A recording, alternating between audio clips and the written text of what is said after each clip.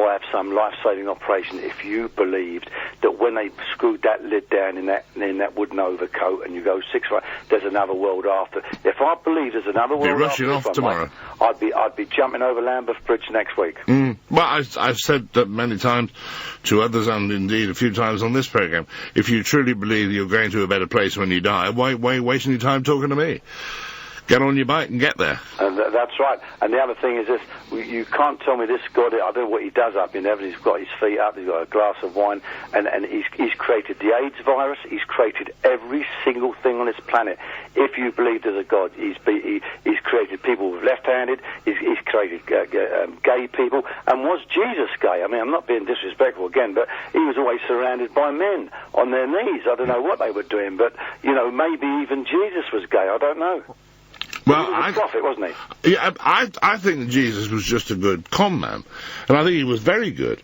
Some of the tricks he pulled were fantastic. Water into wine, feeding 5,000 people with 2 loaves of bread. I mean, that's got to be a bit of a go. McDonald's can't do that. No, honestly, they can't. Thank you for the call. Shazad is in Wembley. Shazad, good morning, you're on talkSPORT. Yes, hi, good morning, Mike. I just want to basically talk about this.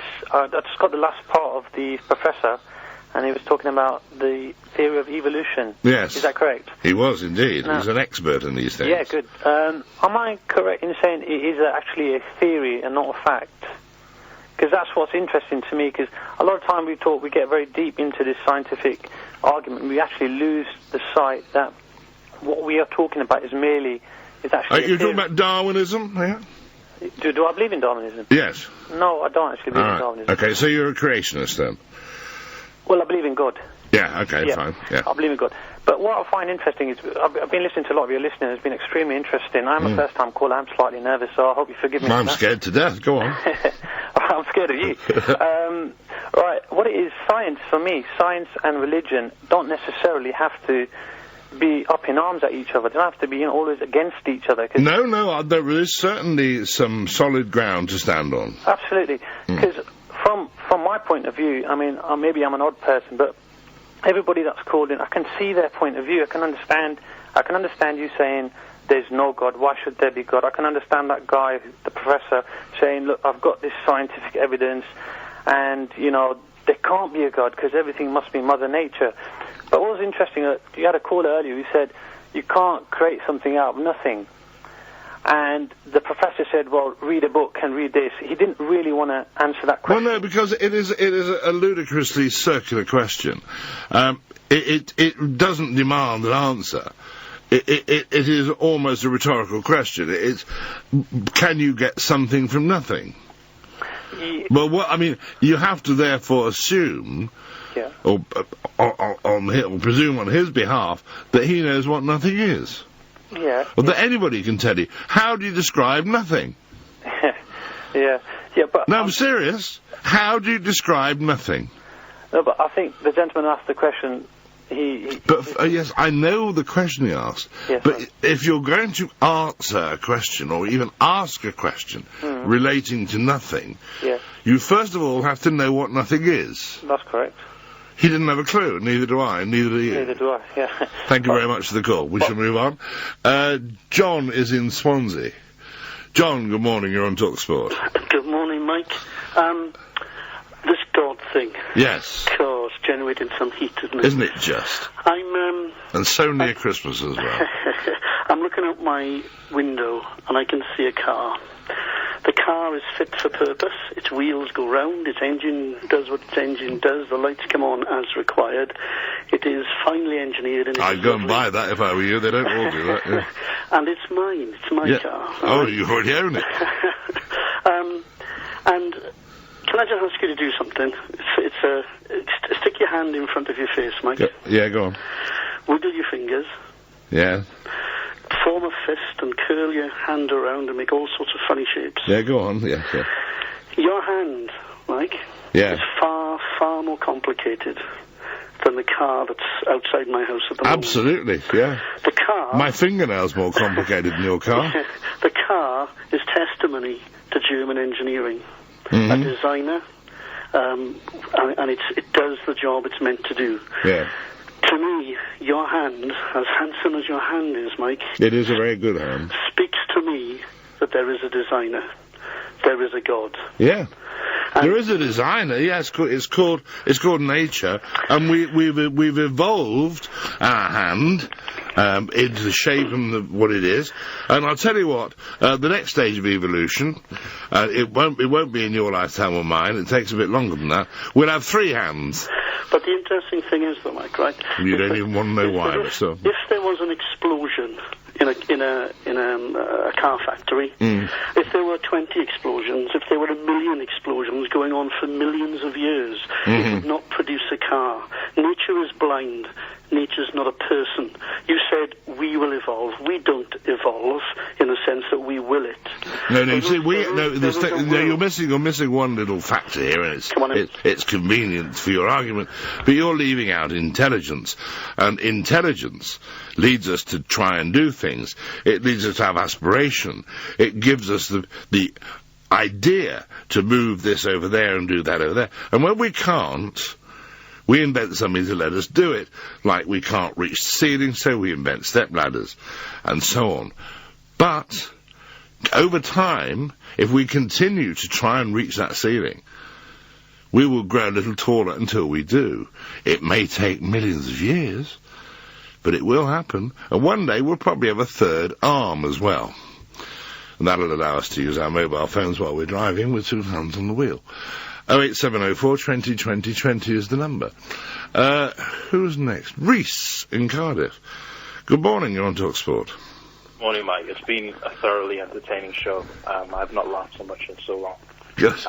But I must say that I think we shouldn't be all too eager to discard with the savage gods, because they are thoroughly necessary. I'm sorry, your phone is making a hell of a noise. Are you underwater? I'm not. Is it still a problem? No, I thought you were phoning us from the deeper part of your bath. No, it sounds better now. Sorry, I just had my computer monitor on. I don't think we should be too keen to discard with God, because I think a lot of the social problems we have in Britain are primarily due to us being an atheist country. Oh yeah, well, this is what the religious people have you believe. It's to do with us being unruly people. Nothing to do with whether we're Christian or... As you know, religion is a good means of controlling very idiotic and incapable people. And, if we can use religion to our advantage, I don't think we should be, or like I say, to dismiss it. But it doesn't control the people in the way in which you describe, like the ones that are running riot in this country, the criminal element, the yob element. It has no influence whatsoever on them. It only controls those who have a strong belief in it, because they daren't blow their nose unless God says so.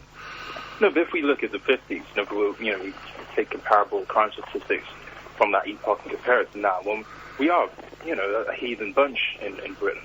Well, that may be true, but it doesn't mean that we are. It isn't cause and effect. Although the Archbishop was saying this the other day, as we become more secular, so we become more law-breaking. Well, I think we do in Britain. Look, the two things happen to be happening at the same time, coincidentally.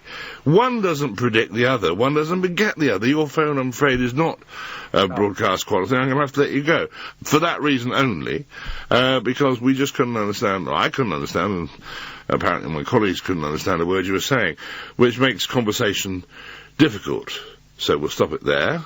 We'll take a moment, and then we shall return. This is talkSPORT. On 1089 and 1053 AM. Merry Christmas, Santa's coming in! And Sky Digital Channel 0108.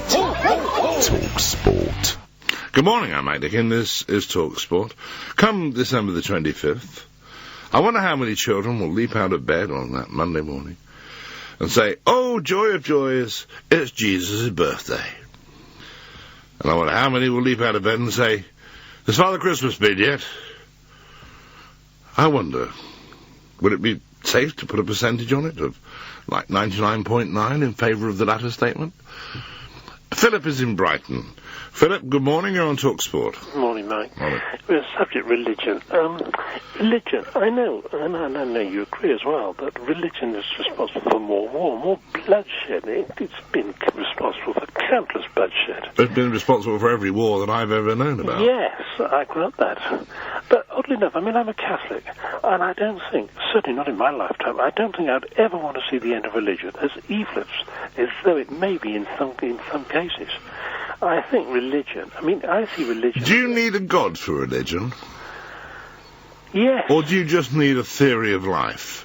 I think I need a god. Do you? I see it. I want Could you a just god. not have all the theory, the rules and regulations of religion, and I'm trying to explain it as simply as I can so I understand what I'm saying, without having a deity? Yes. Could you? You could have a religion without a deity? Yes. Yeah, so you don't need God then? Well, I mean, put it this way. I mean, I've got to have a guardian. I must have a guardian. Because I feel that I'm going to become... But to guard you from what? Well, to stop me from becoming, from turning, what's that word? Atheist? No, what's that terrible, that awful word? It's the meaning of it is taking the law into your own hands and Anarchist. Yes, that's the one. Anarchist. That's the one. I'd become an. So religion is controlling you. Yes, and in a way, I'm glad it is because it's. I'm not an anarchist. No.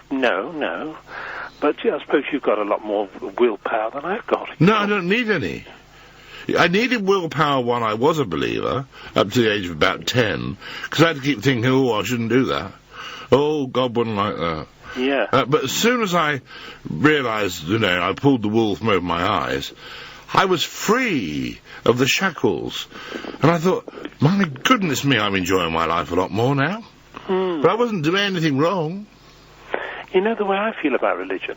I feel I would enjoy my life a lot less without religion. Would you really? I do. Religion's got that hold on me. And how long's that been? All my life. Really? Yes. Have you ever doubted it? None whatsoever. I really haven't. And have you children and people to pass it on to? Oh, yes. So, do they believe as well? Oh, yes, as much as I do. Goodness me. Do you think you're unusual? Not a bit. I mean, I feel for me personally, I feel that religion is doing the right thing for me. It's controlling me. Do you go to church and things like that? Absolutely, every Sunday. How many times a day? I go to church. I go to the 11 o'clock mass. I go to confessions about once every 3 weeks. Right. But you didn't do anything wrong. No, but religion controlled you. We've all got sin. Oh, have we? Oh, I've got sin, yes. I was born with it. So that's not a form of control, then, telling you you're a sinner? Anyone who says they are without sin, they are a liar. No. That's not true.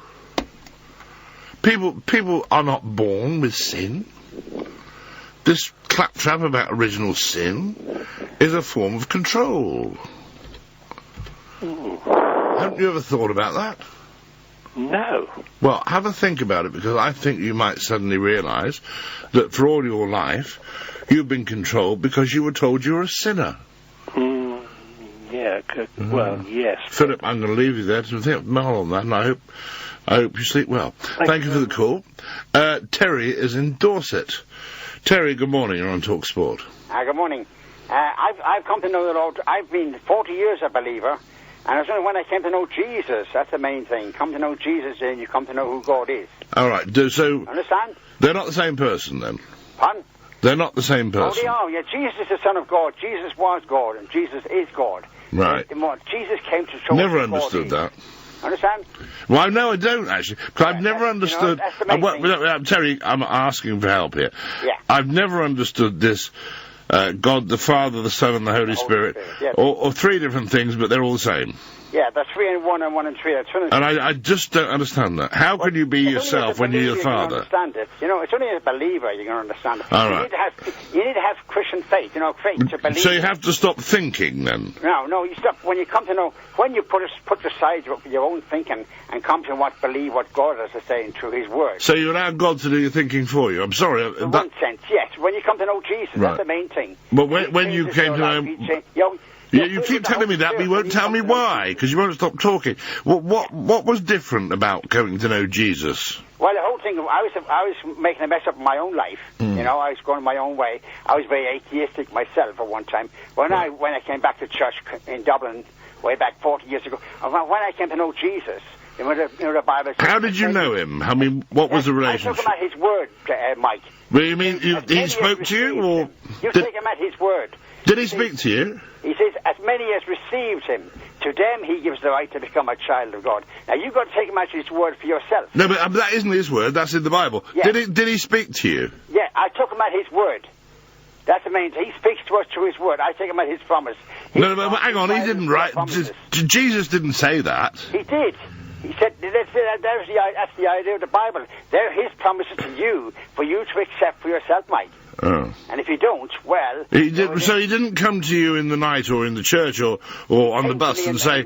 He came to me in my need when I realised I was making a mess of my life. How did you know he was there? On myself. How did you know he was there? Because I took him at his word. No, how did you know he was there? Well, I took him at his word. That's the main thing. I practiced faith to believe, take him at his word. And when I received him, that's the main thing. You've got to take that step of faith yourself. And when you receive him, then he'll become real to you in your own personality, in your own life. But if you don't receive him, well, he's just you know him in your head, but not in your heart. You see, when you receive him, he comes to live in your heart and live in your life. And you become a new person. And how do you become a new person? What do you become? That's what you come. That's what the Bible says. You're born of the Holy Spirit. Yeah, but how? I mean, what changes? What happens? Pardon? What changes? What changes? Well, one thing, I was a slave of smoking, drinking, gambling, living that frivolous life and a beast of many habits. But now, I've been changed up for over many years. You know. So what do you do? What do you do? Them sort of things. Oh, blimey! What do you do for fun? What do I do for fun? Oh, I like football. And I go to church, and my main emphasis, I enjoy having Jesus in my heart and life, and enjoy, living for him and living with him. That's the main thing. You know what I mean? Do you live with anybody else? Pardon? Do you live with anyone else? Oh, yes, I've got a wife and 2 kids. Right. Yeah. And do they live with Jesus as well? Yes, my wife became a Christian when she was 15. Right. And I was 26 before I came to know the Lord myself. Right. And as you say, I've known him for 40 years. But you've got to come to know Jesus. And see, that's the main thing. Jesus is the mediator between God and man. You know what I mean? I thought he was the same. Pardon? I thought he was the same person. No, he is the same person. But he came for a particular reason. You know, God sent Jesus. That's why we celebrate Christmas. That's a wonderful thing. That Jesus became one of us. That's a great... And I can identify myself with him now, with Jesus. You know what I mean? And then I can identify myself with God. Good. Well, I'm very happy for you. Thank you for your call. I don't want to change your mind at all. It seems other people want to change mine, but if you want to believe in God, that's all right by me. It just makes me feel a bit funny about you. Nadia is in Leeds. Nadia, good morning. You're on talkSPORT. Good morning. Morning. I've spent a few years looking for God, trying to answer that question. And my conclusion so far that all major religions, or any religion that has a God that's reward and punish and hell and heaven, is a man-made. And which is not really, I don't have a problem with that. It's to organize people and to make them stay in the straight and narrow. Like the gentleman was talking about Brighton earlier, saying he feels controlled, otherwise he'll be out of control. Yeah. My problem is when religion starts, right now I'm an unbeliever completely, but... You're a non-believer? No, I'm an unbeliever, yeah. Right. Well, I can't say I'm an unbeliever. I'm reading about Taoism right now, which is basically there's no God, it's nature itself that's creating. But my problem is when people start killing each other because of what they believe in. That's, for me, religion becomes a problem. But as long as it keeps people from harming others and stealing and killing them, it's fine, really. So being part of a religion is a bit like being part of a political party, isn't it? Really? Actually, that's my point, actually. Yeah. It's more of a political... we all believe the same thing, and we all have the same God, and in the case of the Labour Party, God is Tony Blair. In the case of the Tories, God is David Cameron. Exactly. It's absolutely Absolutely. They think that's... Really Actually, when you think about it, 3 in 1, that goes, doesn't it? Ming Campbell, David Cameron, Tony Blair, they all say the same things. Exactly. Yeah. It's the thing that people missing, which is it truly saddens me when I hear intelligent people totally, absolutely, utterly believe that's the truth and that's that and that's your way to I know. It. It's really amazing. Imagine how I feel. No, I've got to move on. Thank you very much for the call. Well, we've solved one thing. The Holy Trinity, we found them. Ming Campbell, David Cameron and Tony Blair. Yes. Mike Mendoza makes it a quartet.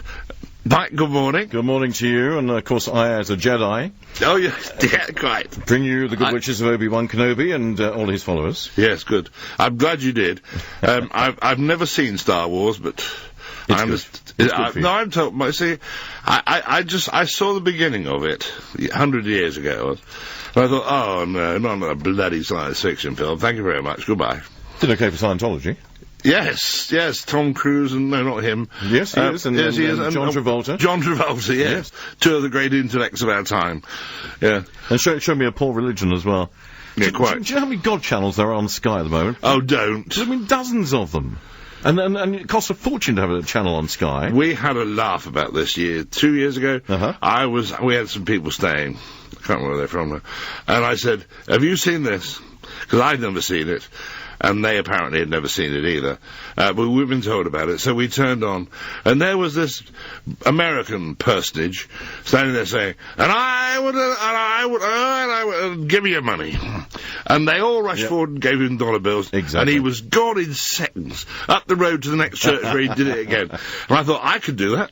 And you will walk again. Yes. Trust me. Yes. Oh dear, we saw him over. Mine is a quid back. Yeah, go on. I want to talk about inheritance tax today. Right. You may have read the story during the week about two sisters who refused to be allowed to be like a couple. They lived together all their lives, never had partners. No. They eat, drink, live together, and have done, I say, all their lives. They're now very elderly, yet they haven't got the same rights as a couple, even a same-sex couple. No. They have no rights whatsoever. So they, in fact, are going to have to pay a small fortune when one of them dies because of the property that they live in. Now, these are the two ladies who live off the island just outside Lewing. That's right, yeah. Isn't that disgusting? It's awful, isn't it? Another way of the government making money, you see.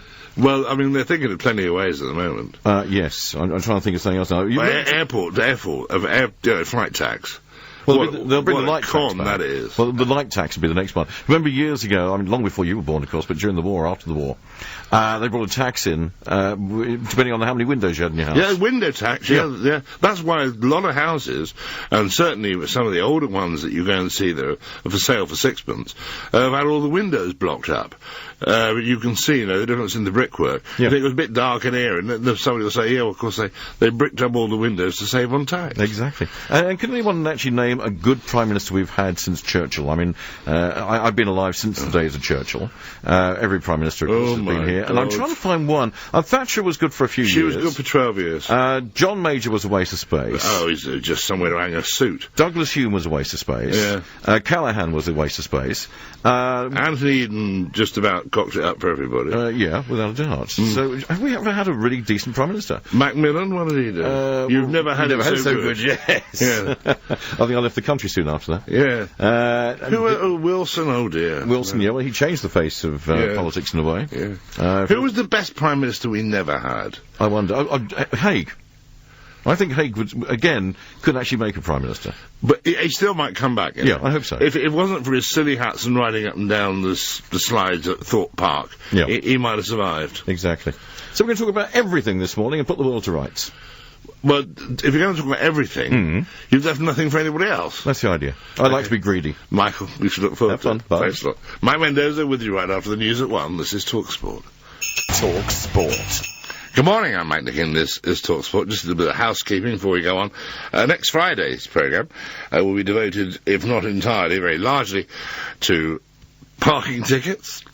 The boys will be here, Barry and Neil, sort out the parking tickets. Some of the successes you will have read about and not realised, well, I didn't realise, so I'm not blaming you, what work had gone on behind the scenes to get some of the stories in the paper that have been there.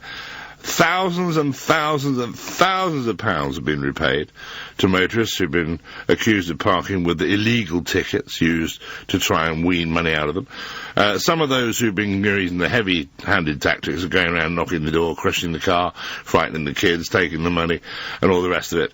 They're now looking for work, a few of them, not as many as should be. Some great stories. So if you have been wrongly accused, and the chances are you have, if you've got a parking ticket, the chances are it's illegal anyway. We'll be talking about parking tickets again, and all associated with it, and all the scams that go on. I mean, they really are disgraceful. So we'll be talking about that. And on Saturday, yes, I have a surprise for you next Saturday. It's not that I won't be here, I will be here. I will be here next Saturday, and we have a I think you'll love it. No, I know you'll love it. But I can't tell you what it is, because you might love it too much. But you'll find out next Saturday. But I'm not going for a moment. Got too much to do. Like talking to Martin in Huddersfield. Martin, good morning. You're on talkSPORT. Good morning, Mike. Morning. The only thing that I need to know about religion is there's lots of religions and they can't even agree with themselves, and they're all supposed to believe in God. Do you know how many religions there are in this country? Oh, I know there's about 3,000 altogether, isn't there? 700 registered religions in this country, apparently. In this country. And not one of them agrees with the other. And they say, oh, well, if you're religious, you're a good person. Well, they never tell you which religion that you should follow to be a good person. Which well, one? There's a question we raised earlier, which, if you're going to follow the diktat of one religion, as one lady said, if everyone was religious, the whole world would be a happier place. Yeah. And then she went on to say what she meant was Christianity. And it didn't do a lot of good then, did it? And then what happens then? If all religions just became one, then they can't even agree on the context of the religion. So that religion splits and that religion splits. And then you just end up like this again, don't you? Well, if any one of them is right, all the others are wrong. That's right. But what gets me more than anything is these... Once you've heard... I don't think you're a person who likes monotony, are you? I can't even spell it. Right, because... Once you've heard something, you don't want to hear it again. So all I can put it down to is like, God said this, Jesus did that, Moses did this, the Prophet Muhammad did that. Thank you very much, I've heard it, and I don't want to hear it again. But every week, people go to church and they hear the same thing over and over and over and over again. I don't want to hear it more than once. I've heard it once. I don't want to hear it again. Nice buildings, though. They have some nice buildings. Oh, I love churches. I tour churches and cathedrals. I love them. Really? They're the most beautiful architecture in the world. But they think they belong to their religion. No. But they belong to all of us, unless I'm wrong on that one. But before I go, because obviously you're a bit pressed for time, I just want to put you up on a couple of things that religious people are very ignorant about. This will harm me for the future. Now, the other guy earlier on said evolution is a theory. Now, the word theory does not mean the same in science as it does like you've got a theory there's a green-eyed monster hiding behind that. No, right, okay, yeah. The word theory in science means it's actually proven in science to a satisfactory degree. Do you get what I'm saying? It's a formula, yeah.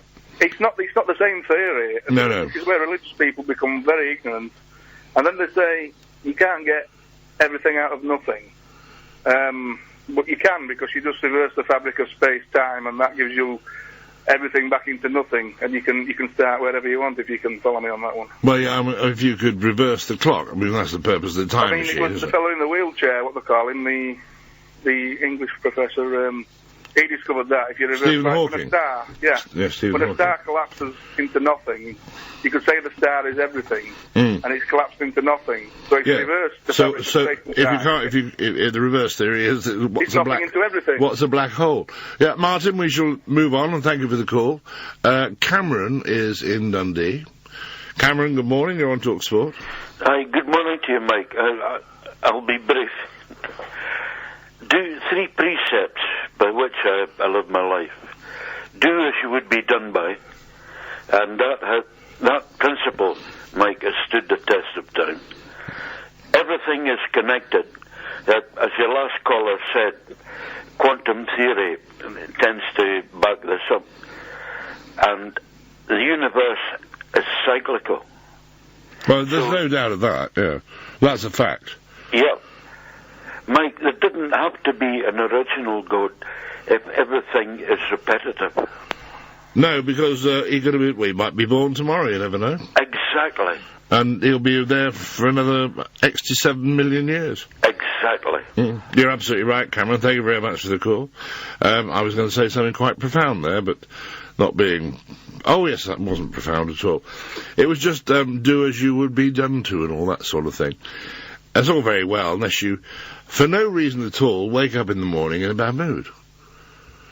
Very rare for me, it has to be said. But this morning yesterday morning, was one of those exceptions. And I was driving into town with my dearly beloved, and she said, somebody's going to get it today, aren't they? I said, shut up or it'll be you. And she said, oh no, don't just let me have all your wrath. Spread it about a bit. Share it out among a few shop assistants. And I thought, well, that's fair, isn't it? So they all get a little bit of my bad temper, and not all at once. Now, how much more Christian could you be than that? Right. Alan is in Liverpool. Alan, good morning. You're on talkSPORT. Good morning, Mike. How are you? Well, I won't say how. Don't ask. Don't ask. You're doing all right, mate. Anyway, the question I wanted to pose to you, well, actually, it was a statement, and I wanted to see what you thought. Was surely the greatest creator of all is the mind. It is the only creator. It is. It creates everything. It is responsible for the world about us. Well, it's responsible for everything. Yes. Nothing without a mind ever made anything. Exactly. Yes. But on a more deeper level, a more profound level, if there is only one life, shall we say, and you have a mind during this life, isn't the mind the creator of the world you see around you? Because... Are you saying, do we all see a different world? Yes. That's a great... I've wondered... the only test of this is a photograph. Because the only time you look at the same thing as somebody else is when you're both looking at a photograph. Oh, well, I'd give you a better test, actually, Mike. Go on. A courtroom. 20 witnesses. They're all going to come up with a different story, aren't they? Well, I mean, that is the frailty of the human mind. Good point again. And the persuasiveness of other people's argument. That's right. The stronger mind is going to win. Well, the open... I mean, those with an open mind, as some say they have, are more receptive to other people's ideas. They may come back to their original thought in the end, but it will take them a little longer. Yes. Not that there's anything wrong with that.